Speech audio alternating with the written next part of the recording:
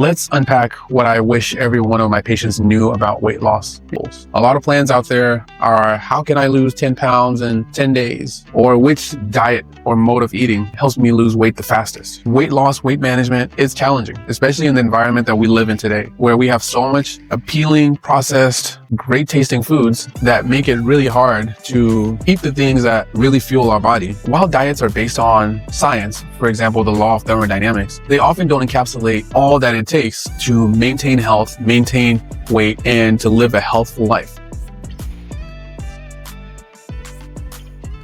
When you restrict calories and you do this for a prolonged period of time, your metabolism slows down. Your hunger hormones are upregulated, and what went from eat less, move more has quickly become more complex than that. And as a result, requires a more complex and more nuanced solution. Your body has these adaptive mechanisms that are designed to protect you. And unfortunately, when you're trying to lose weight, your body fights back. And these things that are designed to protect us make it harder for us to attain our goals. This isn't you failing. This is biology. So you shouldn't view yourself as a failure. You shouldn't see this struggle as you not succeeding. If you decide to stop now and go back to the way you were because it was easier, then it's going to be infinitely harder when you try to do it later on down the line. You have to understand how complex and how nuanced it is so that you have the right perspective.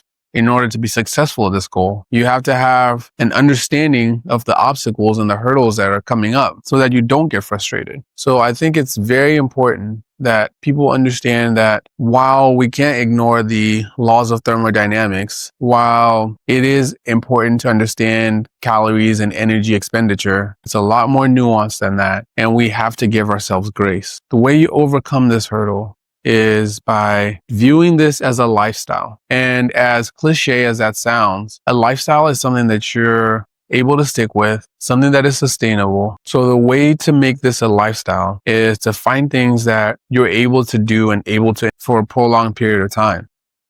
So some of the things to factor, if it's eating, if you prioritize foods that are not calorically dense, for example, vegetables, whole grains, lean meats, things that are single ingredients, you'll find that these foods tend to be more filling and are not as calorie dense. Focus on things that you enjoy. Whether it's finding ways that feel effortless to move more, walking, picking a sport that you enjoy, prioritizing things that are enjoyable to you, your family, and the people around you that also include movement. And the more things like this that you gradually implement into your life, the easier it is to sustain this and the better it is to manage weight in the long haul. But what I want you to know is that you can do it. The key is to find things that are sustainable, things that can become a part of your lifestyle, things that are enjoyable, and just continue building on this. The short-term goal that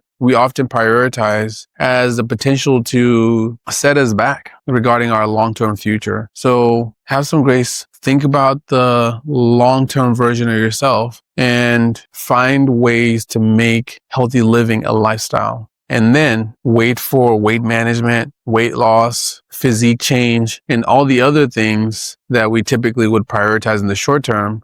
Just wait for those to be consequences of you doing the right thing repeatedly over a long period of time.